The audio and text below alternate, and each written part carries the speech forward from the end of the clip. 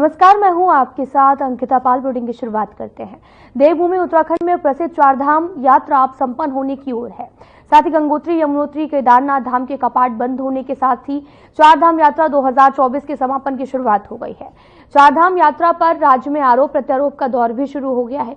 कांग्रेस की प्रदेश प्रवक्ता सुनीता प्रकाश ने कहा कि अपेक्षा के अनुरूप चारधाम यात्रा में श्रद्धालु नहीं पहुंचे, इसके पीछे सरकार का मिसमैनेजमेंट है। वहीं कांग्रेस के इस आरोपों पर भी वरिष्ठ बीजेपी नेता ने भी आपको बताते चले कि उन्होंने कहा कि श्रद्धालुओं की संख्या कम हुई है, लेकिन सरकार ने यात्रा में सफल संचालन के लिए हर संभव प्रयास किए हैं।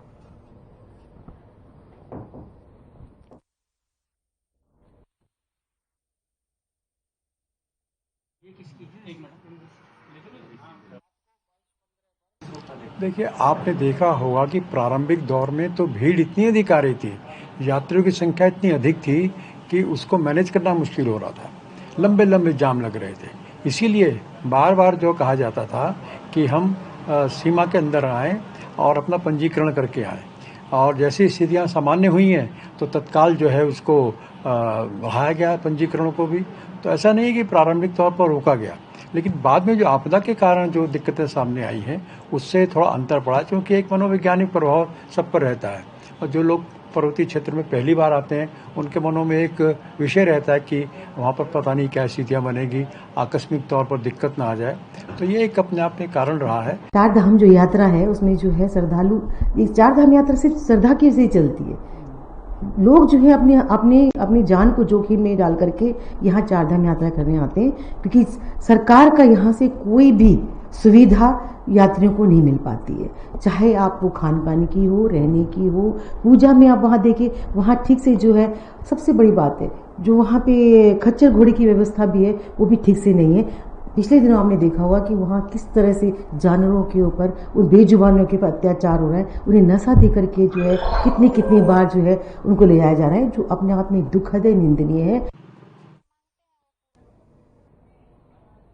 तो वहीं देहरादून में उत्तराखंड कांग्रेस के प्रदेश उपाध्यक्ष सूर्यकांत धस्माना ने प्रेस कॉन्फ्रेंस की है और उन्होंने आरोप लगाया कि भू कानून के मामले में बीजेपी सरकार लगातार जनता को गुमराह कर रही है, जबकि सच्चाई ये है कि प्रदेश में पहली निर्वाचित कांग्रेस सरकार के सीएम नारायण दत्त तिवारी ने प्रदेश को सबसे मजबूत और मुफीद भू कानून बना कर दिया था, जिसे बाद में बीजेपी सरकारों ने नष्ट और भ्रष्ट किया। उन्होंने ये भी कहा कि मुख्यमंत्री के आदेश पर राज्य की मुख्य सचिव ने सभी जिलाधिकारियों से भू कानून और साथ ही भू खरीद के संबंध में रिपोर्ट मांगी थी, लेकिन किसी भी जिले में आज तक की ये रिपोर्ट शासन में नहीं पहुंची है। देखिए, उत्तराखंड में भू कानून के मामले में भारी आक्रोश इस समय विशेष तौर पे पर्वतीय क्षेत्र की जनता के अंदर है, नौजवानों के अंदर है। प्रदेश के अंदर एक सख्त भू कानून की मांग यहाँ का नौजवान, यहाँ की जनता, आम जनमानस कर रहा है। और हमारा ये कहना है, कांग्रेस का ये कहना है कि हमने 2002 में जब पहली निर्वाचित सरकार नारायण दत्त तिवारी जी के जमाने में बनी थी, उस सरकार ने अपने कार्यकाल में एक भू कानून इस राज्य के अंदर इंट्रोड्यूस किया था, जो इस राज्य के लिए सबसे ज्यादा मुफीद था। तो वहीं प्रदेश भर के सरकारी स्कूलों की मरम्मत को लेकर शिक्षा विभाग अपनी कवायद में जुटा हुआ है, जिसके लिए शिक्षा विभाग ने सभी स्कूलों को ए से लेकर डी तक के 4 श्रेणियों में बांटा है। इस बात पर उत्तराखंड के डीजी शिक्षा झरना कामथान ने भी श्रेणी में उन स्कूलों में रखा गया जो पूरी तरह से ठीक है, जबकि श्रेणी में उन स्कूलों को रखा गया जो जीर्ण शीर्ण स्थिति में है, जिसके लिए जनपदों की डीपीआर भी तैयार करने के निर्देश दिए गए हैं और साथ ही अधिकतर स्कूलों को मरम्मत के लिए बजट भी जारी कर दिया गया है। देखिए, इसमें अगर हम बात करें विद्यालय भवन की स्थिति के परिप्रेक्ष्य में, तो जो 4 श्रेणियां हैं ABCD रखी गई हैं, जिसमें ए में तो जो अच्छी श्रेणी के स्कूल हैं जहां पे सभी सुविधाएं उपलब्ध हैं वो आते हैं। डी श्रेणी जो है वो ऐसे स्कूल हैं जिनके भवन जो है जीर्ण शीर्ण स्थिति में है, तो उसके लिए जनपदों को निर्देशित किया गया है कि ऐसे सभी स्कूल्स की डीपीआर तैयार करा लें। लगभग बेसिक में 1000 के आसपास और माध्यमिक में 14 स्कूल्स ऐसे हैं, इसमें से कईयों के लिए तो बजट भी जारी कर दिया गया है। जितना बजट प्राविधान हमको इस वित्तीय वर्ष में प्राप्त हुआ था उसके अनुसार जनपदों को धनराशि स्वीकृत करके रिलीज कर दी गई है और वहां पे निर्माण की कार्रवाई चल रही है। शेष स्कूल्स जो बचे हैं उनके लिए डीपीआर की बनाने की कार्रवाई चल रही है। जैसे ही डीपीआर प्राप्त होगी हम शासन को बजट पौड़ी जिले क्षेत्र के विकासखंड कोट के कांडा स्थित मंजू घोषेश्वर मंदिर में आयोजित मंजू घोष मेले में 41 देव प्रतीक चढ़े हैं और मेले के अंतिम दिन बड़ा कांडा के दौरान 18 निशान चढ़े, जबकि पहले दिन छोटा कांडा के दौरान 26 निशान चढ़े थे और इसी के साथ अब महीने के लिए मंजूघेश्वर मंदिर के कपाट बंद कर दिए गए हैं।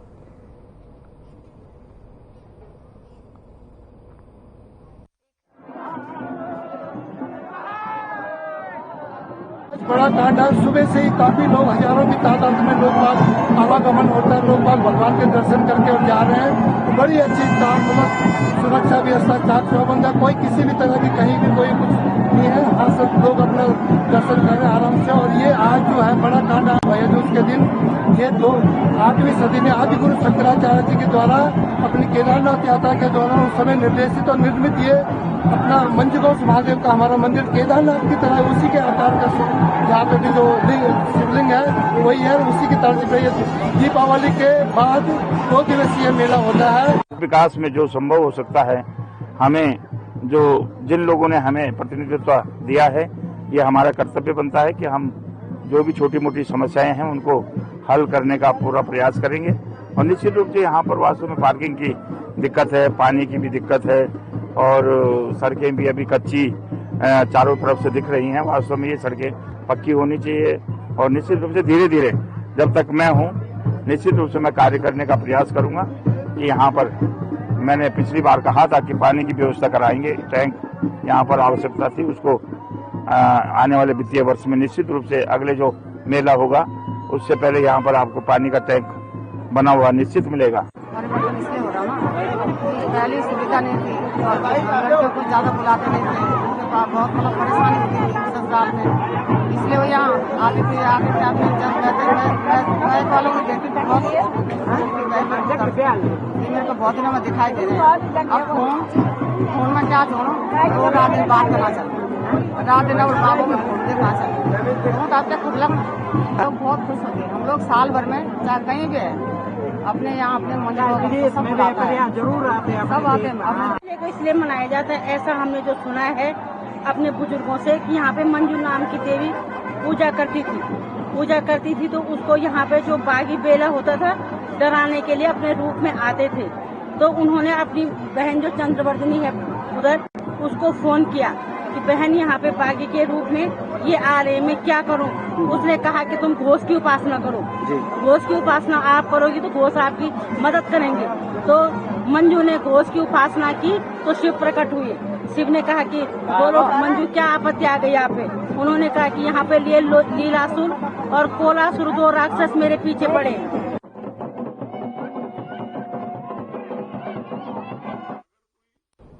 उत्तराखंड के अल्मोड़ा जिले के सल्ट में हुए भीषण सड़क हादसे में 36 लोगों की मौत हो गई है।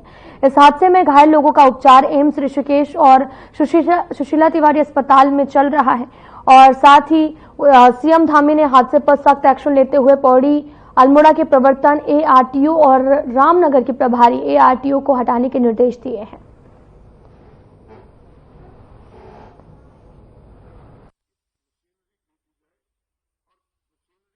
देखिए, इसमें समय समय पे जब भी इस प्रकार के एक्सीडेंट्स हुए हैं, और ये कुछ हॉटस्पॉट्स हैं जहां पर इस प्रकार के, और कुछ जनपद हैं हमारे जहां पे इस प्रकार की गंभीर घटनाएं हुई हैं, तो हमेशा इसमें हम लोगों ने ट्रांसपोर्ट डिपार्टमेंट के साथ मिलके कोशिश यही की है कि आगे उस इलाके में कम से कम इस प्रकार की घटना की पुनरावृत्ति ना हो।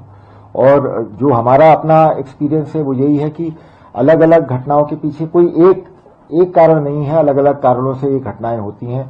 जैसा अभी आपने बताया, ओवरलोडिंग कई बार एक कारण होता है, कई बार ये भी होता है कि बस जो है या जो भी वाहन है वो काफी पुराना है।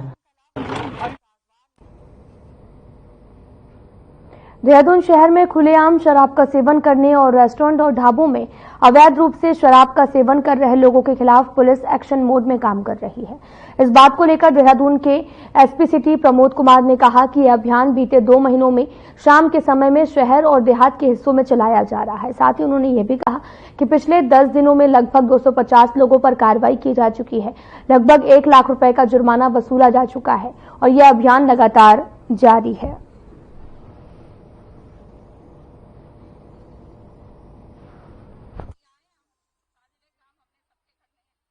देखिए, विगत 2 माह से प्रतिदिन हमारे द्वारा जो है सांझ के समय यह अभियान अपने समस्त देहात में सिटी के क्षेत्रों में चलाया जाता है, जिसमें कि अवैध शराब अगर कोई पीता हुआ या पिलाता हुआ पाया जाता है या अपने 2 व्हीलर पर या 4 व्हीलर पर अगर कोई पब्लिक प्लेस पे शराब का सेवन करता हुआ पाया जाता है तो उसके विरुद्ध वैधानिक कार्रवाई की जाती है। अगर हम पिछले 10 दिनों की बात करें तो हमारे थाना क्षेत्रों में तकरीबन 250 लोगों के विरुद्ध पुलिस एक्ट में कार्रवाई की गई है और तकरीबन 1 लाख का जुर्माना जो है हमसे वसूला गया है और ये अभियान जो है लगातार जारी भी रहेगा।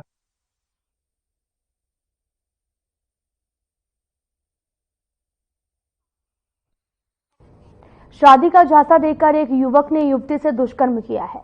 उसकी वीडियो बनाकर अपने दोस्त को शेयर भी कर दी और फिर उसने भी महिला को ब्लैकमेल कर अपनी हवस का शिकार बनाया है। परेशान होकर युवती ने पुलिस को आपबीती बताकर दुष्कर्म करने वालों के खिलाफ कार्रवाई की मांग की है। पुलिस ने मुकदमा दर्ज करने के बाद दोनों आरोपियों को गिरफ्तार किया है।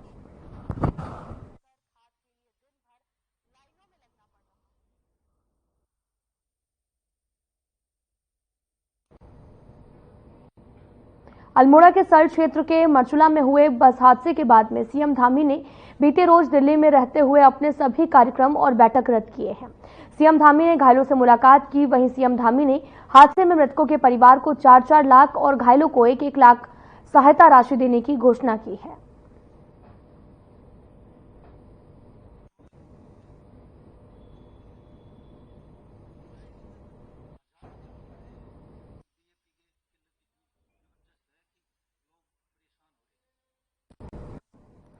रुकते हैं छोटे से ब्रेक के लिए।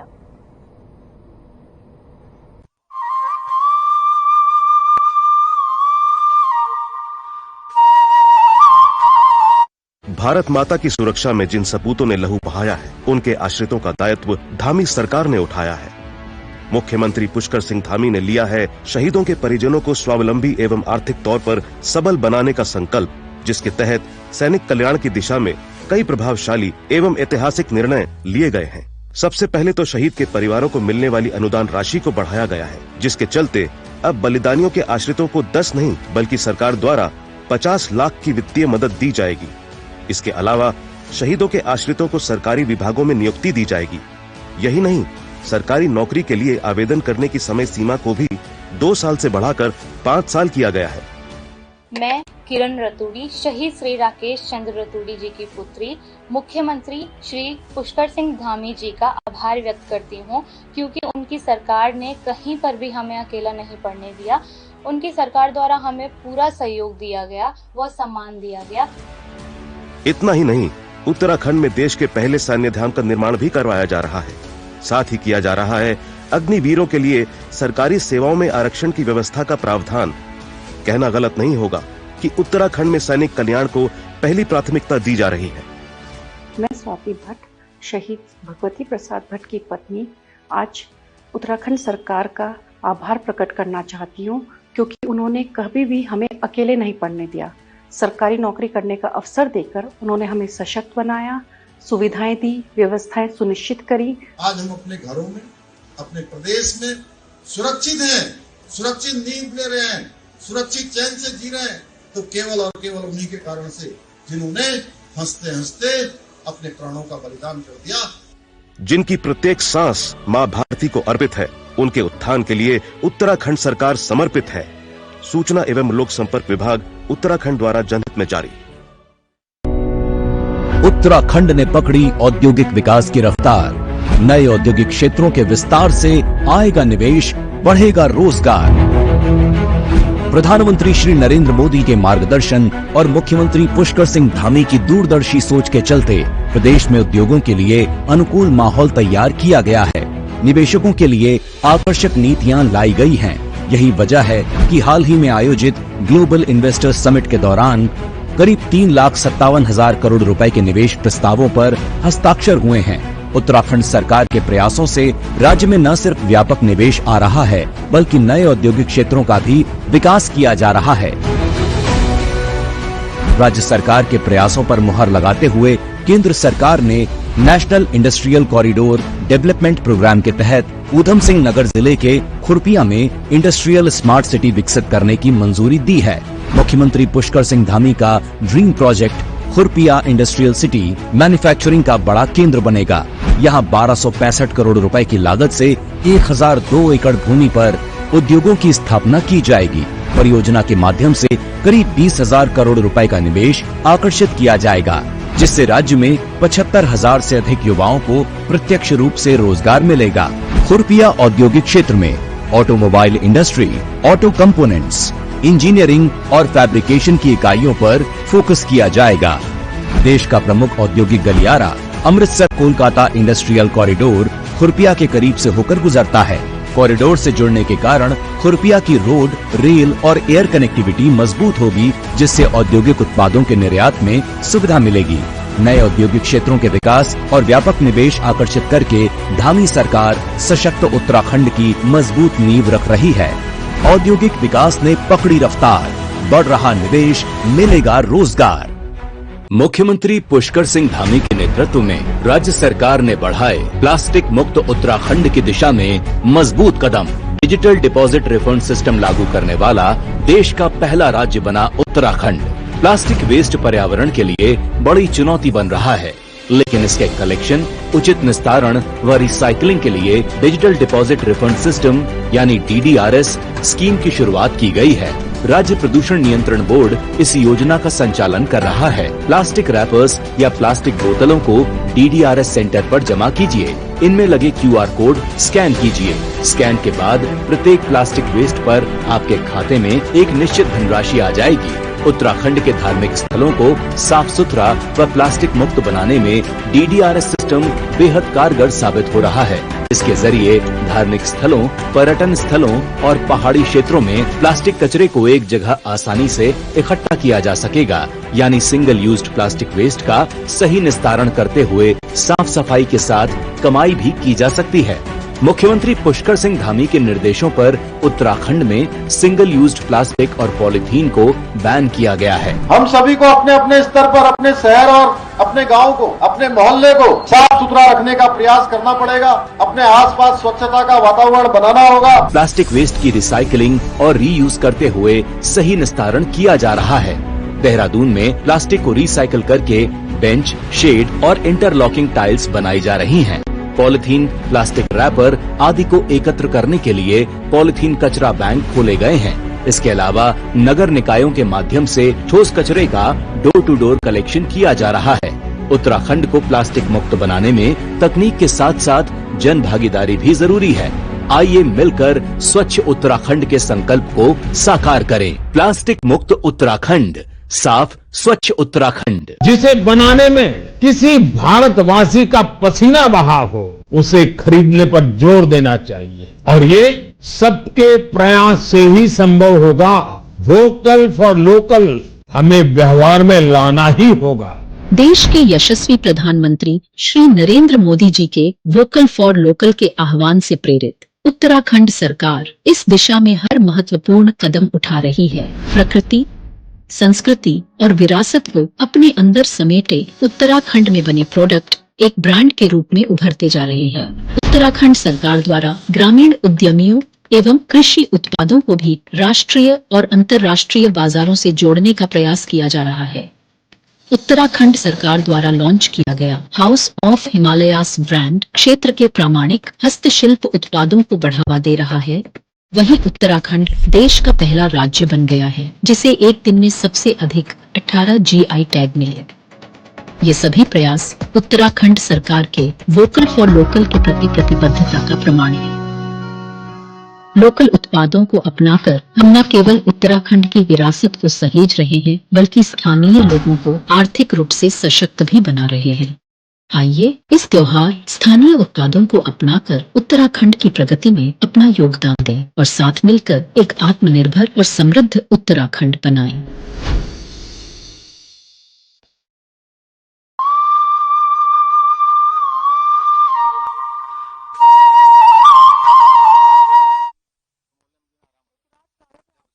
करते हैं खबरों की तरफ।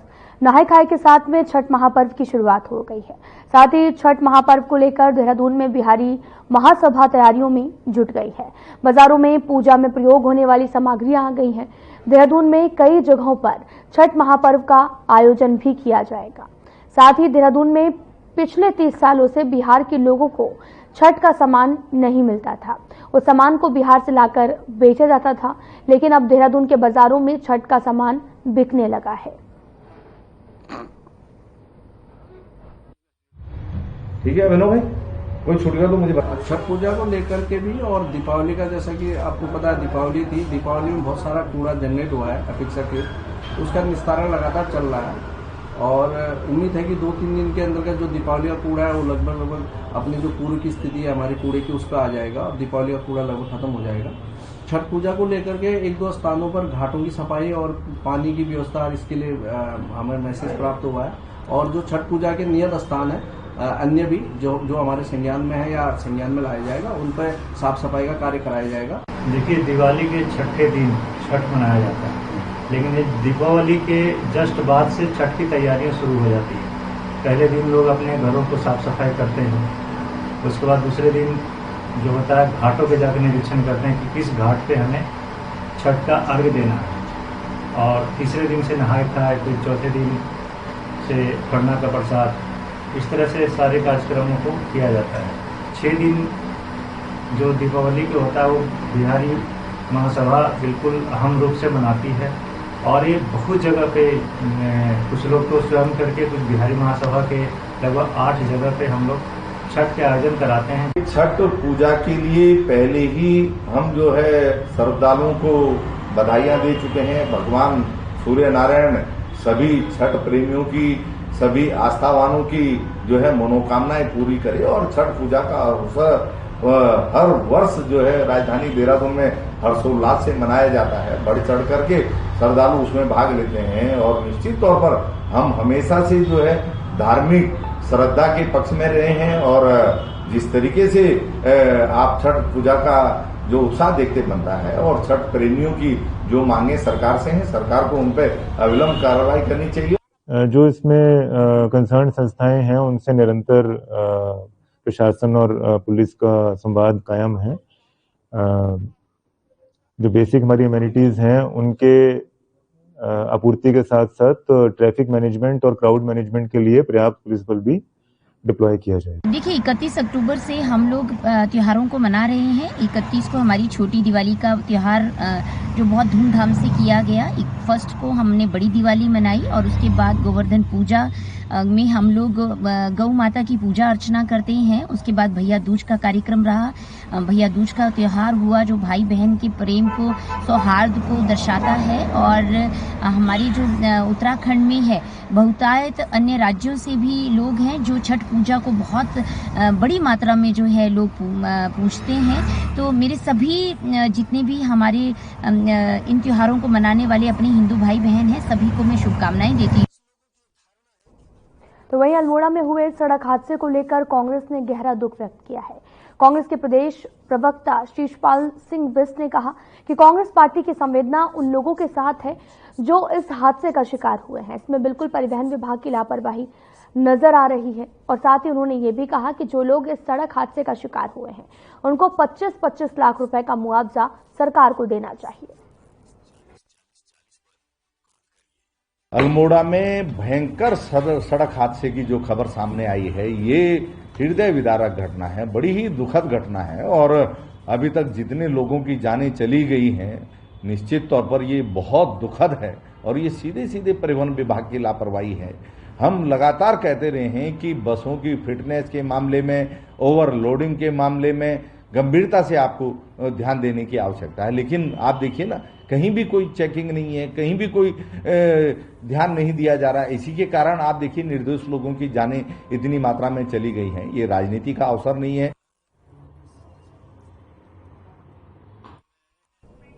लास्ट बुलेटिन में इतना ही। नमस्कार।